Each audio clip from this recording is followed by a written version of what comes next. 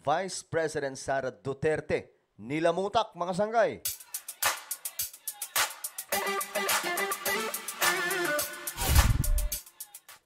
Hello, what's up guys? This is me, Sangkay Janjan. I'm back for another vlog today.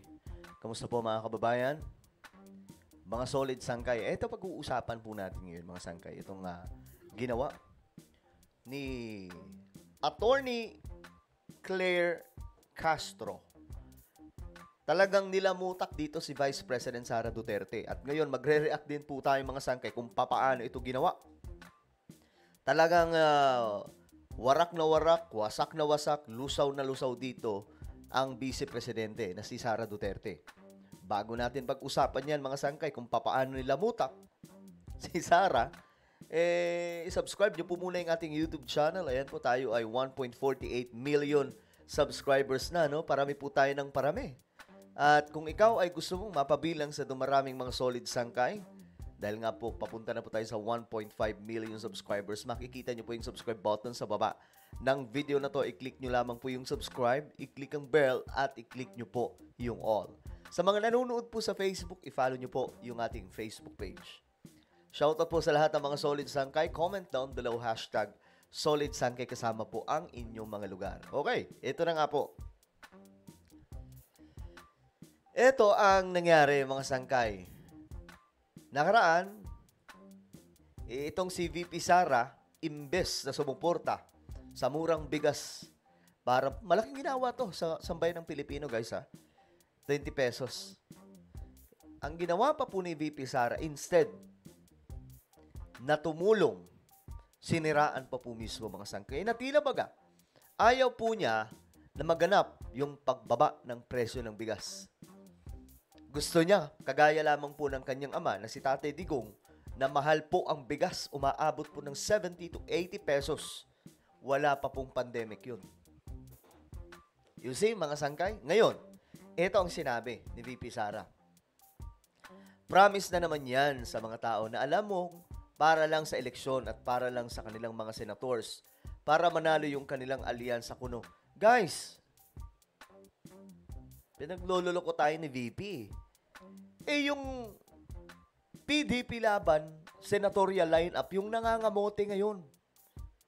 Yung bagsak na bagsak yung numero.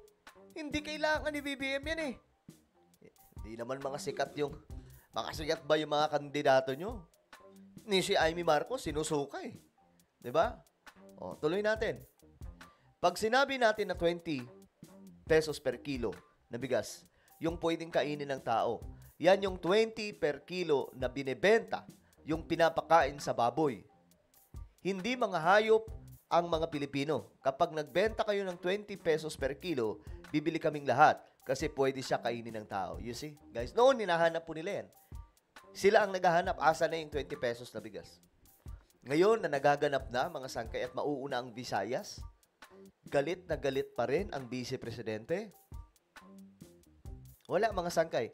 Alam nyo, sa totoo lang na-turn off ako dito kay VP Sara. Kasi kilala nyo naman ako mga sangkay. Kahit pro-government ako, hindi po talaga ako yung tipong bumabanat sa mga Duterte. More on direkta ako sa mga DDS na mga pasaway.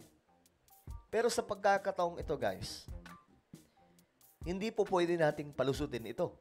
Kagaya ng ginawa ni PCO Yusek Claire Castro, ang ginawa niya dito ay talagang binenggahan si VP Sara. Ito po ang pasabog ni Attorney Claire.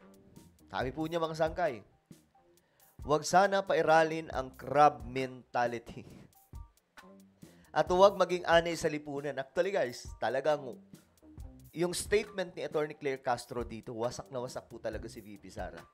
Kasi, alam niyo yung isa sa mga toxic Filipino culture ay ang crab mentality.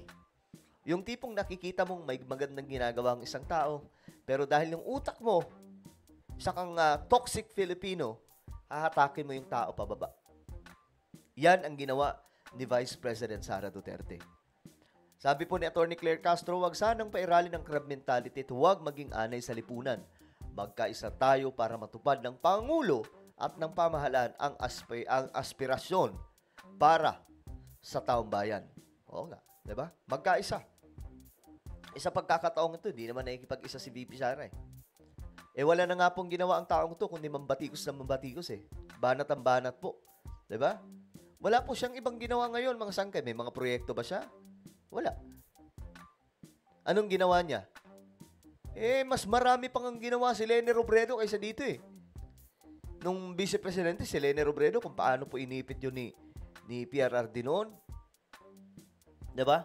Pero anong nagawa niya, mga sangkay? Meron po siyang, ano ba tawag doon? Yung, may foundation po sila noon, yung nag-iikot po sila sa iba't ibang lugar ng Pilipinas, na mamamahagi po sila ng tulong. Kinikriticize din po natin yun noon, lalong-lalo na po yung tsinelas na yan, tapos yung namigay sila ng mga equipment sa mga nasa lanta, na mga kahoy, na mga ewan.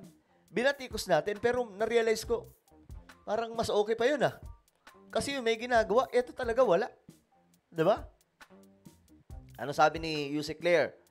Unang-una po, matagal na po nilang inisyo na mukhang hindi kakayanin ng Pangulo ang aspirasyon na magkakaroon at mag-deliver ng bigas sa halagang 20 kada kilo.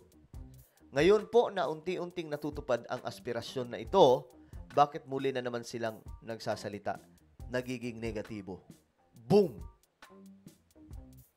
Guys, ewan ko na lang isa na lamang pong bobo at tanga ang hindi po makakaintindi niyan. Statement. Dalawang taong naglabas ng statement. Yung isa, tumutulong para magkaroon po ng progressive stage ang Pilipinas para po maging maayos ang ating bansa. Yung isa naman, crab mentality. Tila baga ayaw po ni VP Sara, mga sangkay, na ang mga Pilipino, hindi na po nagugutom. Ayaw po niya siguro na ang mga Pilipino, nakakaluwag-luwag dahil po sa murang bigas. Sa totoo lang guys, bago po ito mangyaring deklarasyon ng 20 pesos per kilong bigas, bagsakan na po yung presyo ng bigas. Pumunta kayo sa inyong mga palengke. I-check nyo yung mga palengke nyo. Tingnan nyo yung mga bigas doon. May 30 plus, 40 plus, ganyan po kababa, mga sangkay. Si BBM lamang ang namumukod tanging presidente na nakagawa na nahatak niya ang presyo ng bigas pababa kasi walang presidenteng nakagawa nun. Even Tatay Digong, hindi po niya nagawa yun, mga sangkay. Tanging sa isang Marcos lamang ang nakagawa niyan. Matalino kasi talaga si BBM. Ito marirealize nyo na napakatalino ng taong to. Tingnan nyo po, mga sangkay, kung paano po niya nagawang pababain yan. Diba? Magulat ka na lang, nagpatayo pala si BBM ng nasa 150 na mga rice processing center sa buong bansa. Kaya pala nagbababaan na po yung presyo ng bigas. Kaya nga, hindi po ako magtataka kung dadating din po sa punto na mag-i-export na rin po tayo ng bigas sa ibang mga bansa. Kagaya ng panahon ng kanyang tatay. 'Di ba? Well, ano po ang inyong opinion? Ayan po. Talaga nga namang nasampal po dito. Sinabunutan po. Hindi literal na sinabunutan. Talaga.